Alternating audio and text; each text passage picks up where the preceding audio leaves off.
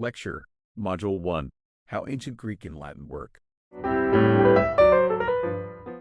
Before we can begin to study the ancient Greek and Latin roots of English vocabulary, we must first understand how these languages work compared to English.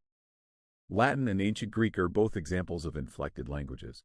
In linguistic terms, inflection refers to modifying a word to express different grammatical categories such as tense, mood, voice, person, number, gender, and case.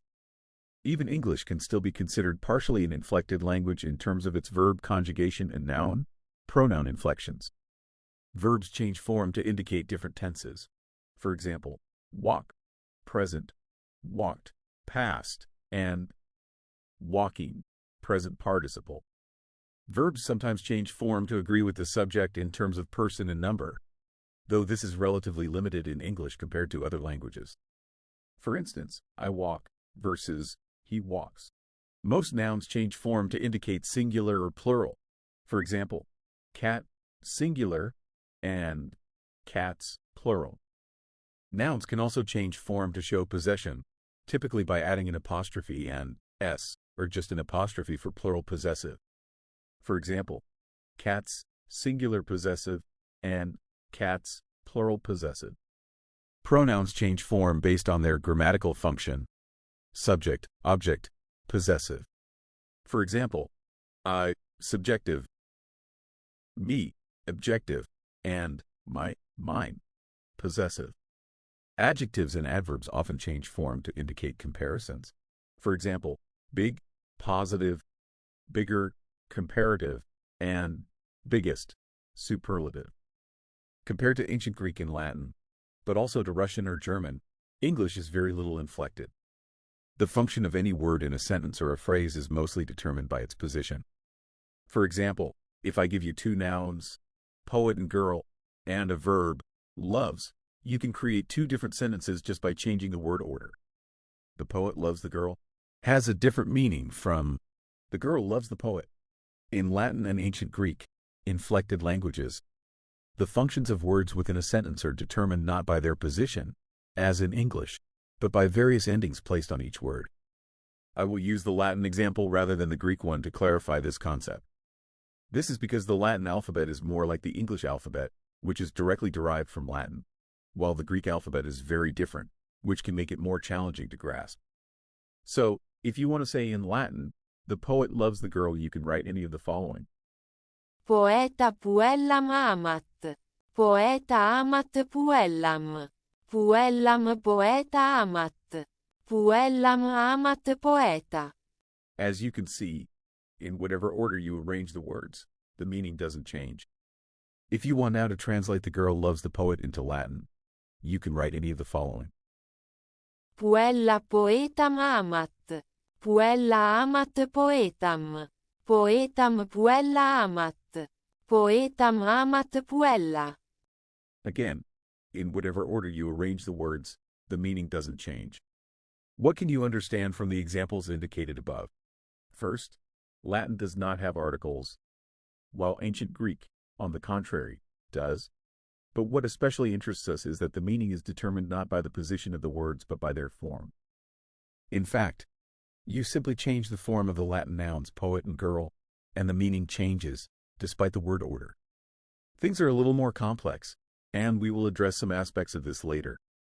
However, what is clear from the examples provided is that when poet or girl functions as the subject, the Latin noun ends in a, whereas when it functions as the direct object, it ends in am.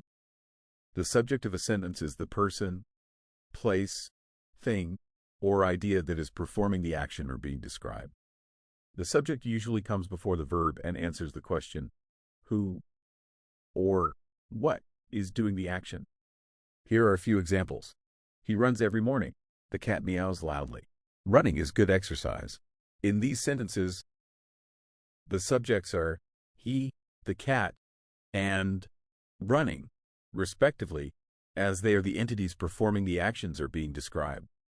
The direct object of a sentence is the person, place, thing, or idea that directly, that's why direct, receives the action of the verb. It answers the question, what or whom after the verb. Here are a few examples. I love pizza. The dog chases the cat. Eating too much makes us fat. Ask yourself, what do I love? Who is the dog chasing? What does eating too much make us?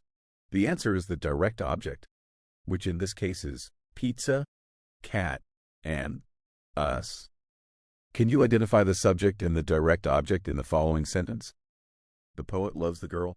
And now, can you tell me which is the subject and which is the direct object in the following sentence? The girl loves the poet. In the first sentence, the poet is the subject and the girl is the direct object. The poet is the one performing the action, loves, and the girl is the recipient of the poet's love. In the second sentence, the roles are reversed. If you remember the Latin equivalents, you know that the subject form ends in a, while the object is in am. Having this in mind, can you now translate the following sentences into English? The farmer eats the goat eats the farmer. If you search for the equivalent Latin form of the above English words in an English-Latin dictionary, you find agricola, agricole, capra, capre, edo, edis, edi, esum, edere. Do not worry now about the forms you do not recognize, only apply what you have learned so far. I just tell you that eats is equivalent to edit. Agricola capram edit. Agricola edit capram. Capram agricola edit. Capram edit agricola. Capra agricolam edit. Capra edit agricolam. Agricolam capra edit. Agricolam edit capra. Even though the word order in Latin and ancient Greek is not as rigid as in English and can vary significantly for emphasis, style, or meter in poetry, a conventional or common order is still often used. Latin uses subject-object-verb, and Greek uses subject-verb-object. The function of the words that make up speech goes far beyond these three elements. This is why Latin and Greek have so-called cases, which are the forms a word, nouns, adjectives, pronouns, takes based on its grammatical function within a sentence. Let's see, for example, the Latin and Greek cases for girl. As you can see, ancient Greek does not have an ablative case. Instead, the functions of the Latin ablative are generally covered by the Greek genitive and dative cases. There's no need to memorize the following forms, so I won't include the pronunciation. The example provided is meant to illustrate the diversity and complexity of Latin and Greek morphology compared to English. In conclusion, understanding the grammatical structures of ancient Greek and Latin is crucial for appreciating their influence on English vocabulary. Unlike modern English, which relies heavily on word order and context to convey meaning, these ancient languages use inflection to indicate grammatical relationships and functions within a sentence, allowing for flexible word order while preserving meaning. This inflectional system contrasts sharply with the relatively fixed word order of English, which has evolved towards a more analytical structure. By studying these inflected languages, we gain insights into the roots of many English words and grammatical concepts. And we also develop a deeper appreciation for the complexities of historical language systems that have shaped our own. Understanding these distinctions not only enriches our knowledge of ancient languages but also enhances our comprehension of how modern English has developed and continues to function.